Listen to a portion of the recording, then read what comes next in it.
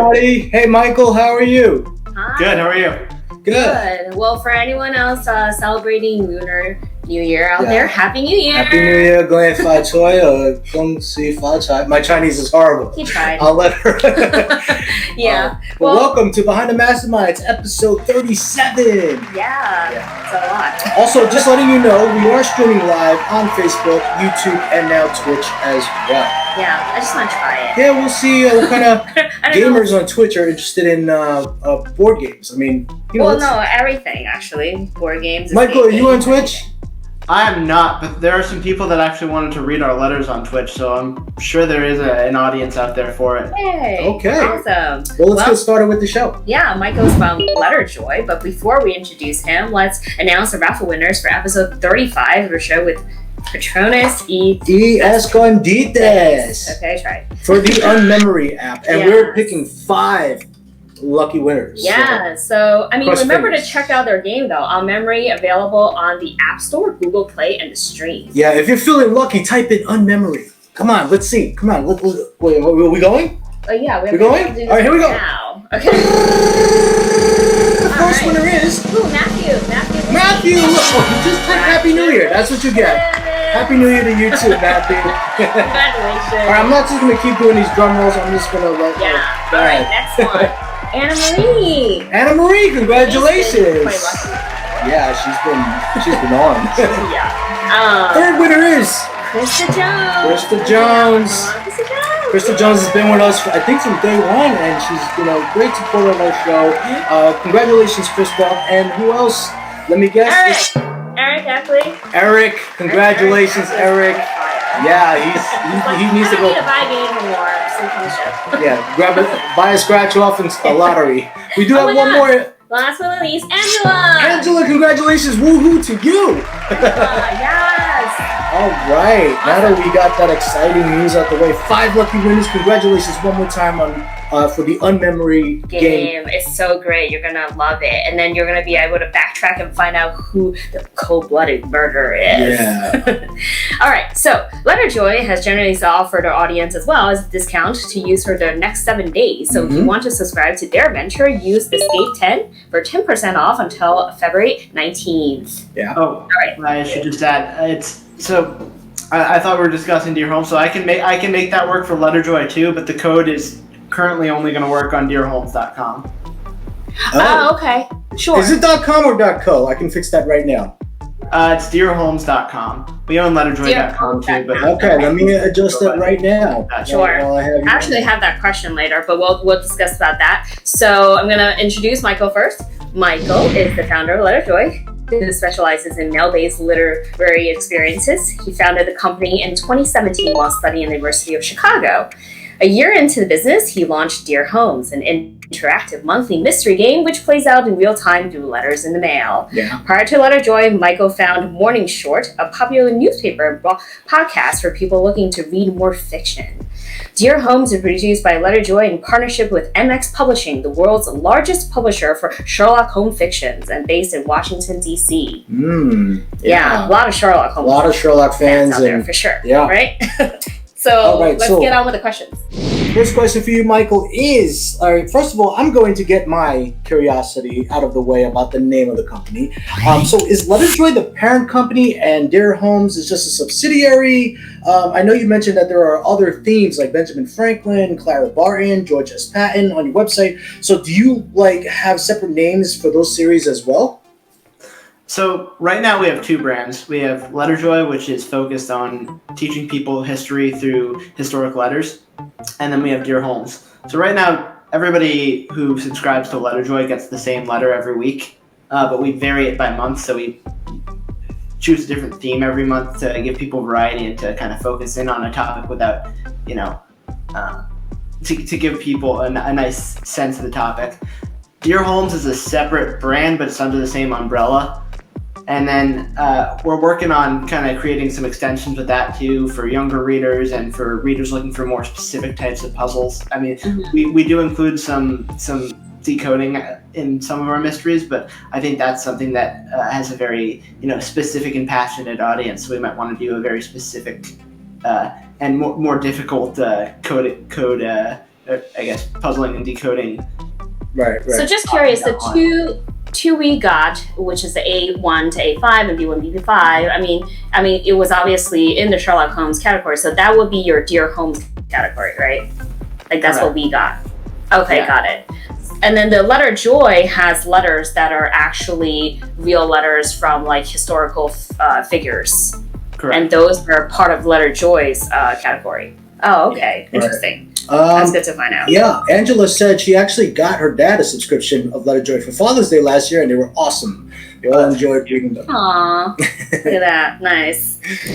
So what made you decide on wanting to start this company? Are you big fans of Sherlock and other historical figures? Did you major that in college? So I'm a huge history nerd. At U Chicago, we read a lot of primary source documents, so I was already kind of immersed in this in college.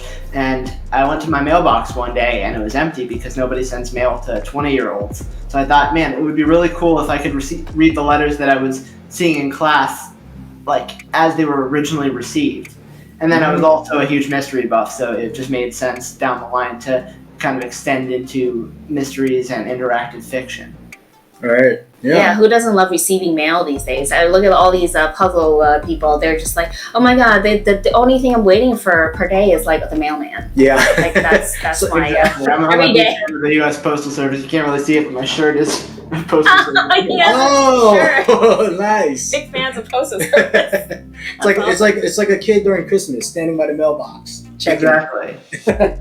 And we like to try, like basically every mystery box service that's out there is either monthly or quarterly. So we wanted to have an experience that was still physical but more regular, weekly versus having to wait a month to get to the next chapter in a mystery. Right. Yeah. Yeah, that makes sense. So we know you've mentioned that all of your letters are reproductions of real historical letters from these legendary figures and eyewitnesses. Where are most of your inspired resources coming from? Like, there's no need to reveal any business secrets. Just mostly curious to know if you actually schedule real life interviews with maybe some of the descendants or any interesting stories to tell when you're trying to gather these archives. So it depends on the topic. So obviously I live in Washington, D.C., which in normal times is home to a lot of great archives before everything shut down. On the last day before it shut down for COVID, I stayed at the Library of Congress until it closed because they have the most amazing collection of manuscripts and original letters that you can just sort through if you have a library card. Right. We also do work with a lot of different families. There's an admiral in the Navy who was kind of instrumental in launching the fleet of the first nuclear submarines. Nuclear powered, not nuclear missile launching, although it's kind of. Oh, wow. But anyway, his son is like, the what's the term? He oversees all the family's papers, so I've been in contact with him. I'm always in contact with different families to see whether we can kind of tell the stories of their loved ones in a way that's both true to the facts, but also kind of honors their legacy.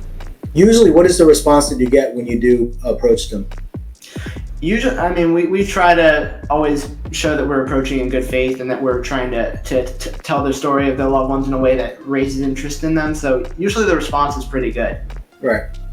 Yeah. Who would say no to that? Yeah. You could totally do like a Netflix documentary too. Yeah. Because now you have all these information. Not only that, in DC, most of the places to go visit were free to visit.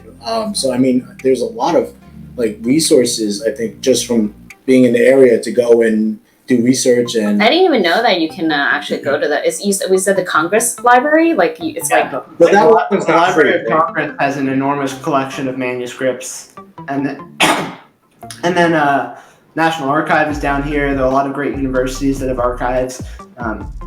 George Washington University has a giant archive of declassified national security files. Wow. Those are those you can get access to as well? The declassified ones you can. A declassified ones. Okay, that's interesting. I was like, the classified files? Yes. Too much information. Classified, I should emphasize the D. So do you take these letters and have to tweak it into a story or summarize it to fit into a 2-page letter, or is it actually really verbatim? No, we just restrict ourselves to only using letters that we can fit into the space we have available, because we don't think that we think that we're always trying to tell present the most accurate picture of events, and we think that if we're picking and choosing what parts of letters we're using, that can influence the way that the story is told in a way that we shouldn't be influencing. So along with each of our letters, we provide what we call the postscript, and that's where we actually analyze the letter and tell you about the history behind it and the history behind the people who wrote it and received it. Oh, okay. And wait, Angela actually says, do you have any kids puzzling stuff at her? Because she homeschools her. And I know you had mentioned that you had some student programs as well. I wonder, are you working on something like that?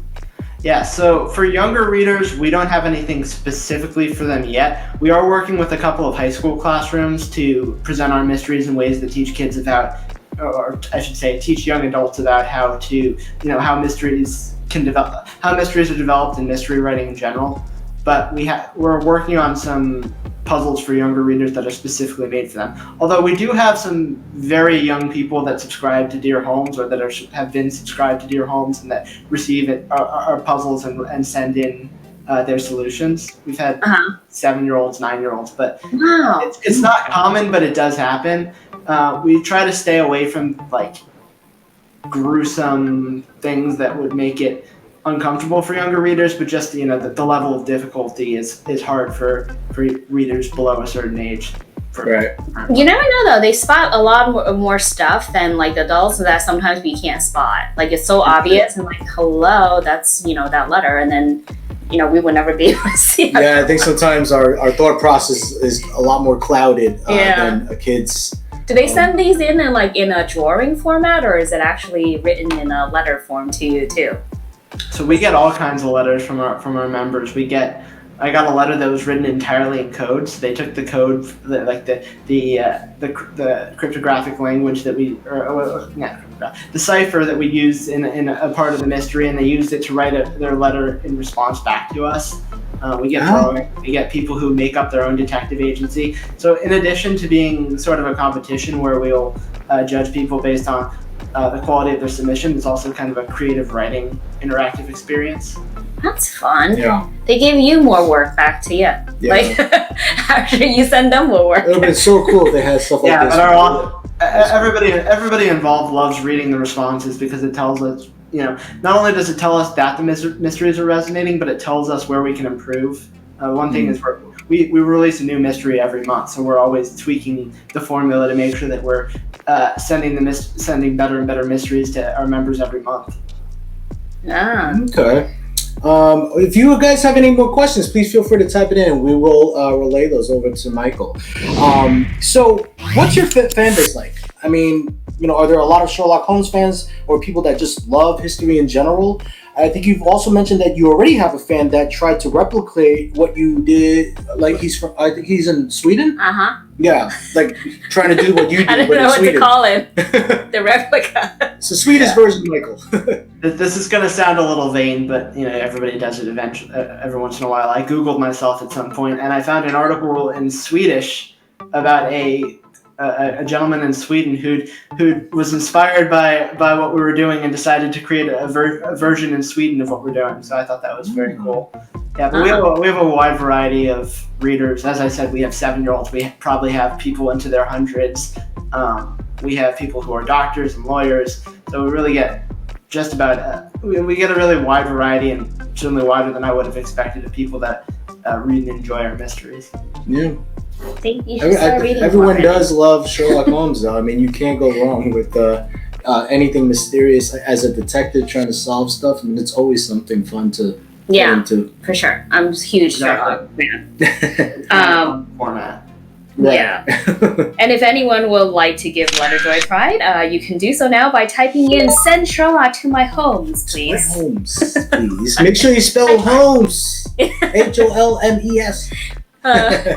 Send Sherlock to my Holmes, please, to have a chance to win a 3-month subscription, which is essentially 3 mysteries. Yeah. And I'm sure you're gonna get ready to be surprised by in the mailbox, because you'll be getting a mail every week, right, Michael? Yes, a letter every week. So it's actually a little more than 1 every week, because it's 5 every month, and the average month is 4.4 weeks. Oh, wow. That's exciting, right? Yeah. Depends on the month. February, obviously. Exciting. We do have a question from Orsi. She wants to know, can you tell if there is a player's favorite game? And if yes, is it also your favorite? Good question. That is a good question. I mean, as I said, we rotate mysteries every month. We have never repeated a mystery, so there's not really a way for people to request getting something again. I guess just by reading the responses, you can tell how into a certain mystery people, how much people immerse themselves. So that's one way of telling. Our most recent mystery, people got very into it, and it was very nice to read some of the letters we got back. But it's just always hard to tell because the number of people that are playing at any one time fluctuates. Yeah. Yeah. So I don't know what. I'm trying to think of if there was anything that stood out as the most. What about for you? One that's like, I guess it's one of your favorites. Or one that's fun to make, like the most fun that you made. I really loved the mystery that we ran in December because it had So I'm a writer, but I'm also a programmer, and it had it had a cipher in it that I got to write some code to decipher, and I really enjoyed that. So I love anything where I can mix like the liberal arts and science. Yeah, us too. We love it when there's always some sort of, surprising elements within stuff that you didn't expect. Yeah. So that's Matt wants to know, how far ahead do you create the mysteries? So we have maybe about a dozen drafts right now in our kind of our featured catalog, and we've got maybe 4 months set in stone that we have scheduled, and then we have our editor Adrian's doing a great job of kind of working through that backlog to get as far ahead as we can. So I mean, we're always tweaking every mystery up until the deadline, but we've got definitely a catalog of them that we're getting ready to run at any one time. I gotta say, props though. Like, I haven't found a spelling mistake. Yeah. From the 10 letters. I was like, hey, that's good. Credit to our editors. Credit to editors. And I know that you also have a cool story that you wanted to share. How does it feel to run into a fan solving one of your mysteries at a pub? Like, did they ask for a photo with you or signature? What's going on? That was an unreal experience. I was at a bar in Florida. This was pre-COVID with my friend and one of our top customer support agents, James, and it was a trivia night, so we were focused on the trivia, but at one table over, we're like, hey, that kind of looks like one of our letters, and we went back and forth, like, there's no way it could be. And then I walked over, and sure enough, it was our most recent mystery, and the customer was solving it with her friends at the bar. We asked for a picture, she asked for a picture. It was a really nice experience. Oh, that's cool. That's always nice. Yeah. She's probably like, wait, you're the person behind these games? That must be exciting to find out. This is not the type of business where you expect to run into somebody using your product in the wild, because it's not like that where people... Especially in a pub, right? Yeah. It's like... You might need to hire a bodyguard soon. I think that was the one and only time I've run into anybody in the wild reading out loud. So, I mean, we played two very different types of mysteries from the review copy that you sent us. One has a very cool cipher in it, and the other was more like a deduction murder mystery type of novel. And we have a lot of puzzle lovers in our audience right now. Do all of your games have elements of puzzles or only selected ones? And also, can players choose which mystery they want at this point, or is it random? So right now, everybody gets the same mystery every month. So we're releasing a new mystery, and everybody gets the new mystery. It's a way of kind of adding competition because nobody has the solution in advance, so people can write in real time with their answers. We're trying to make sure that. So we've always thought it's nice to have a variety of memberships of mysteries within any membership. So we try to mix up the level of challenge and the type of challenge in any mystery. But we are working on making sure that every mystery has something that's clearly solvable, making sure that there's a wide variety of clues and some misdirects, just so that it's more than just a narrative. It is also truly a puzzle. So that's something that we're working on actively. So I guess like my question would be, like when we are doing the puzzle, because you send it to us all in one batch, right? Is the procedure really like we get a letter and then we find out what a solution is, then we write back to you? to kind of confirm the solution through letter, or how does that work? Because I know you kind of get like a reveal at the next letter, but I wasn't sure if there's something in between. So you get a little bit more information in every letter. So people will usually send us their solutions between letters 3 and 4 when they have enough information to really come up with a compelling theory, but not always all the information. And then in the 5th letter of the mystery, that's when we give them the full solution and we tell them, Sherlock Holmes writes them a letter to explain exactly what went down. But the first 4 letters are opportunities for, coming up with a theory without all the information and then connecting clues to come up with information before it's kind of confirmed. Okay. So the address that they write back to you would be like the same that you have on the post letter, right? The like on return the It's our DC address. okay. So that's what you meant by like a lot of people write back to you, because since we got the review copy all together, we didn't really get a chance to do that. So that's why I was confused on where do we submit our solutions? Yeah, so that's something when people sign up, we email them information on how to send in their solutions. Yeah, your mailbox must be full.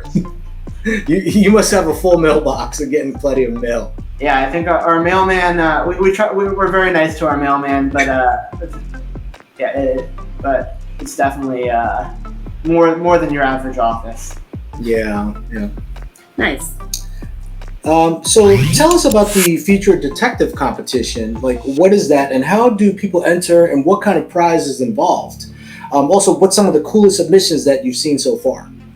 So that is what people send in letters for. They can also submit digitally, but we look most strongly at the letters that are mailed to us.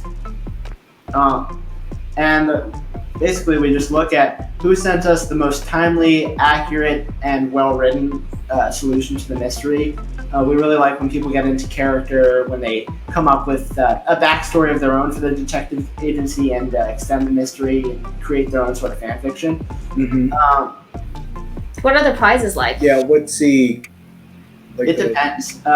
So probably our most common prize is we'll send them an engraved detective's nameplate. Ooh, that's fun. Yeah. Yeah. And then you said I remember you said before that the coolest one that you've seen so far was the encoded message, right? From that. Exactly. The letter, and it was handwritten too. So it was handwritten entirely in code, which was wow. I'm sure you really appreciated that one. And actually readable. That's important because it was legible. That was amazing. I think there's actually a picture of it on our Twitter account at @mydearholmes with my_dear_Holmes. So I think if you want to see it, there is a picture. That's cool to check out. Yeah, for sure. And how are your mysteries doing in real classroom settings? Do you feel like they're more intrigued about like the students? Are they intrigued about history now rather than reading through that big like social studies book usually? And how do you usually implement that in classrooms? Because you said they're in the Chicago high schools now. Our mystery, so the Letterjoy letters are in a variety of classrooms, and we don't actually provide any guidance to teachers as to how to use them. We just give them a nice discount and say, use them as you please. And we get a lot of different, teachers use them in different ways. Some of them will copy them, some of them will open them together with their class. But the mysteries, we're running in the middle of running our first pilot with a classroom in Colorado. Oh. So that was recently? It's going on right now. It's It's an English teacher who's teaching a class on detective fiction, and he's using two of our mysteries as an activity. Ooh, yeah. Why couldn't we have stuff like this? No, all that was just, like all social study books that smells really bad. Yeah, that was like this thick, and then in our stuff backpack, written all over it. And so, what is the near future for Letterjoy? Anything you can share with us? Any other cool adventures that are coming up? So one thing that we rolled out recently is so I guess one or two people get a prize for every mystery, and we wanted to reward people who were sending us these intricate solutions but not maybe getting the prize. So we came up with these badges, basically. So you'll get some stickers if you send us in the solution to a mystery in the near future, and they're going to be customized to each mystery, which I think is going to be cool. Oh, okay. Wow. So not the mugs, just a sticker. No, actually, we do a mug. We're working on figuring out how to distribute these, but Do you have any templates of those? You said there was like a nameplate. Do you have any in around that we can see what it looks like? Once again, I think there's a picture on our Twitter. I don't have a picture with me here because I really should get myself one just to have as a demo. But well, no, you should get one for you. You are the detective, the main master detective behind everything. Yeah. So, Michael, I know that we've asked you not to study for these the I segments. intentionally did not study. I promise you. Okay. Well, while So she's we're doing gonna this, test I'm you. gonna go grab my drink. Oh, okay. And we're going to test you on your own creations now. This is based on the 2 mysteries that we've just played. But you probably created these like ages ago, right? Yes, I'm like 4 mysteries ahead mentally right now of February 2021. So. Oh, wow. Okay. So it's But been you know, I spent a lot of time with them originally, so hopefully I can remember something. okay. So you're the only writer, or you have other writers? No, thank God. We have as you mentioned when we started, we work with a publishing company in the UK called MX Publishing, which specializes in Sherlock Holmes fiction, and then we have an editor on our end who helps to make sure that they fit our format and they're definitively solvable, and to make sure that we have everything we need to accurately judge them for the future detective competition. Ah, okay. All right. So there's like a huge thing over here. I don't know. What's going on. before I show you what I have working over here or what I got going on over here, we're going to play our game with Michael, and that game is called Eat or drink. Take a Drink. Woo! Okay, so Michael, what do you have to drink there? I know you have a lot of work to get done, so you're not gonna. Yes, go I crazy. have a very fine black tea. Okay. I feel like he's just a little worried about these questions. What kind of black tea is that? Is Spice. Is that? No, it's good. I get like these little nice sachets. I get some sachets from not to be bougie. I got there's a Whole Foods down the street, and like I feel bad about it, but the tea is just so good. They come in like this nice glass jar. Fancy black tea. Definitely fancy. All right, so I'm going to whip up one of my favorite drinks. I already have the mix, and this is one of my favorite drinks, Moscow Mule. But Michael, you're gonna help me out because I'm going to start making this over here. So for those who've never made one, first of all, you're gonna need a really nice fancy cup like this to keep your drink cool. This one is actually, it says Absolute Mule. I forgot who gave this to me. I think it was my friend James. Shout out to him. But I don't have fresh limes. Gonna use a little bit of lime juice, squirt it in there. And then I'm going to take this Moscow Mule mix. I'm gonna pour a little in here. There's no. How is Michael gonna help you? Does he? Oh, I'm not there yet. I'm not there yet. I'm not there I yet. thought you mean I'm gonna like. pour a little. Yeah, I was like, No. does he mean like pour the entire bottle in I'm there? not there yet. Also, we have Reed's Ginger Beer. Very good brand. Extra ginger beer. So I'm going to pop this open. Sorry, I know I'm holding up the show, but... It's okay. It's like watching a cooking show because I haven't had a Moscow Mule in so long because I haven't been to a bar in so long. Oh yeah, I know, right? So that's because you're too famous. They recognize you right away. keep our own bar at home these days. They shut down every bar in DC because of me. All right, so I have my drink here. It's looking really good. The one thing I'm going to ask you to help me out with is I'm using Absolute Vodka for this. Michael, I'm going to tell you to say stop once I start. It's obvious that he's not going to say stop, but okay. We'll see how generous. Out with that bottle. Yeah, we'll see how generous he is and how mean he's going to be. Audience, you can also type in stop. Whoever types in stop first. All right, well, No one's gonna stop. I will stop To the audience. Here we go. Ready and Goodbye. Especially Angela. I feel like it's to your benefit to fill it up, so I'm not going to say it. Yeah, no one's gonna. I'm say not it. seeing any stops. Yeah. Goodbye. The entire bottle's in. You resent me. Nothing left. It's dripping. Stop. Okay, there you go. Thank you very much for that. All right, and then I'm just gonna mix it. I don't have my straw with me. I'm being a little bit All right. improvising. Can we start the questions now? Yeah. Okay. I forgot. I forgot what our goal was there. So we're gonna ask you questions on your game. You have 10 seconds from after we ask you, and then thank you, Angela.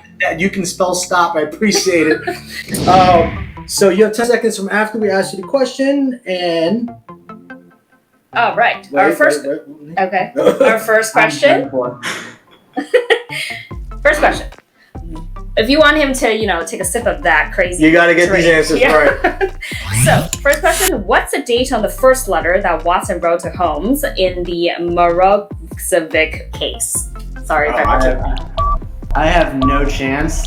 I'm gonna guess because we have so many different dates, but I'm gonna guess August 3rd of 1896.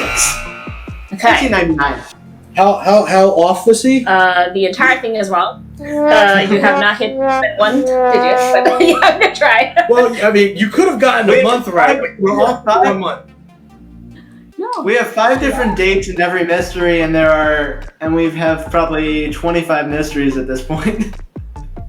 All right, take a good sip of your beautifully. Yeah, if it's hot, be careful. Don't chug it.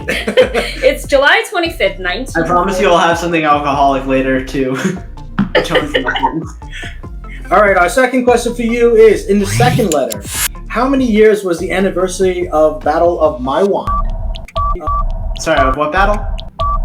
Maiwand? Maiwand? M-A-I-Wand. W-A-N-D. I'm gonna guess 32. No, I'm gonna guess 20. Ooh, you were closer with the first guess. Yeah, definitely. Should have sticked with the intuition. Yeah, we would have gave it to you too. It was 34. 34. You guys Yeah. are just... I have the worst memory for names and dates, which is ironic for somebody who writes about history. My memory is all about stories.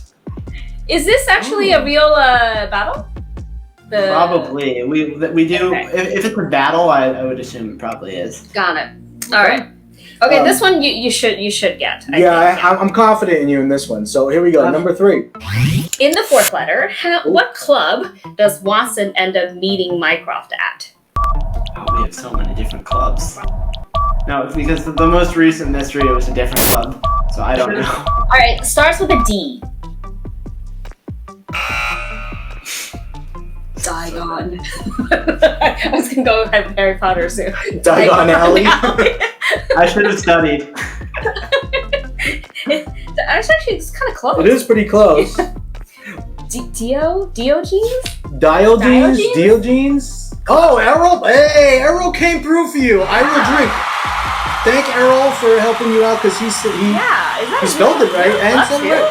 Wow. Good job. Thank All right, I'm taking a sip. It's mainly because I actually want to drink this right now. So good job. Really? Yeah. That was a It looks lot good.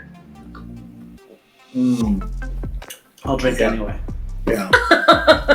Okay. He says that they always meet at that club? they always meet at that club.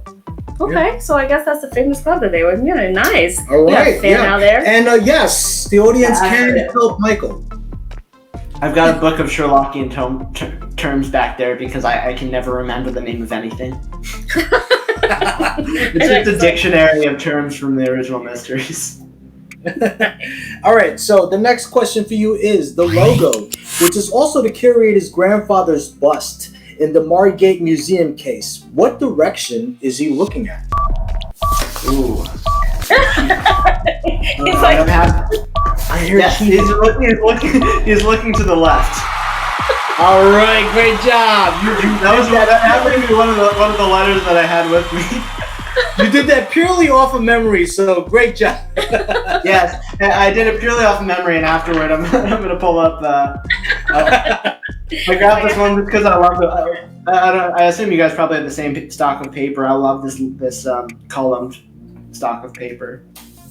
yeah, okay. Well, yeah, Arrow, you can totally chime in for these Sherlock Holmes trivia. Yeah, definitely sounds like it's right up his Yeah, alley. Right All up his alley. So, Well, actually, question I'm not number 5, CC. All right, the Neolithic Chinese jade by disc that was in the museum. What year is it from?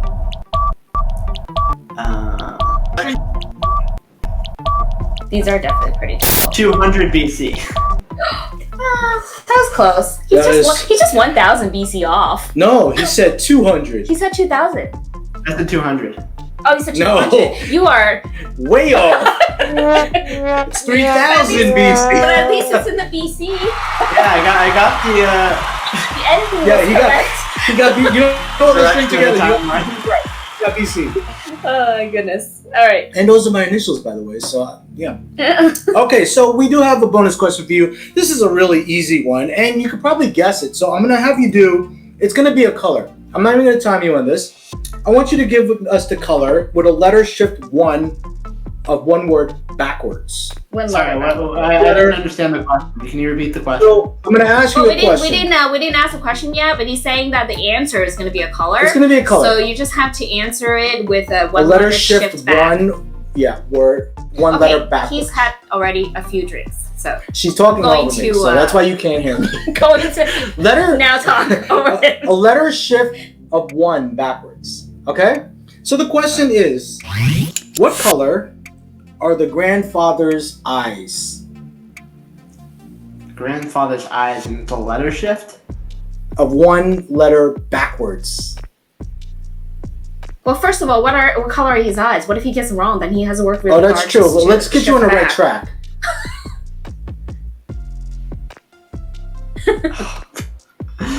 That's how many. I'm gonna go with.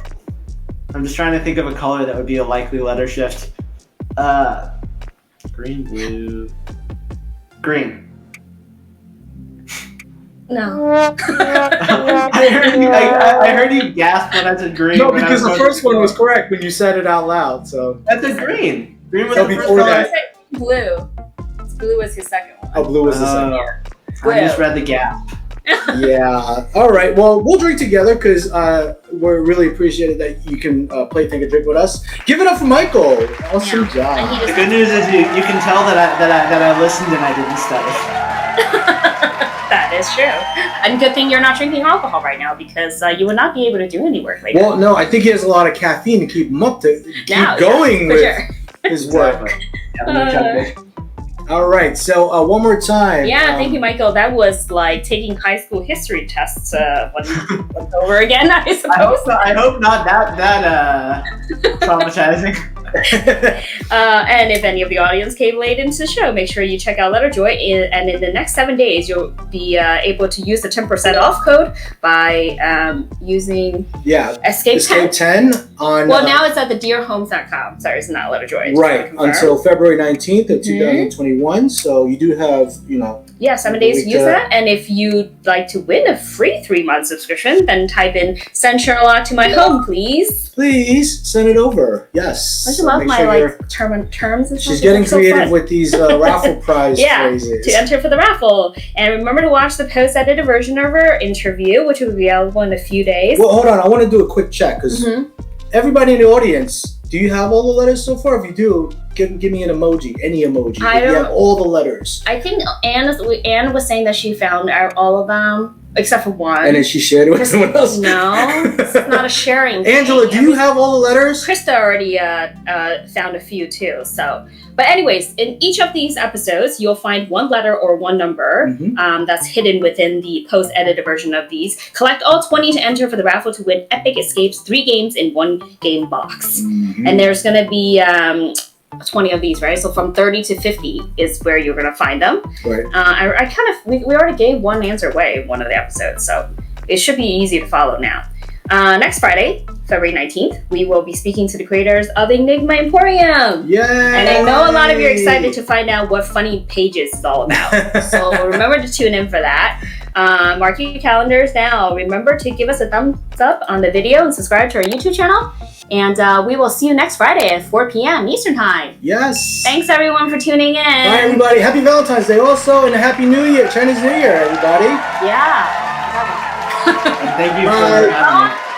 Yeah, You're thank welcome. you, Michael. Good luck. Yeah, invasion. Oh. Let's go. Locked in, 60 minutes to escape. Think before you move, there's no room for mistakes. If you got what it takes, stop, watch, and listen. Cause the clock is ticking and the plot is sticking. No matter what.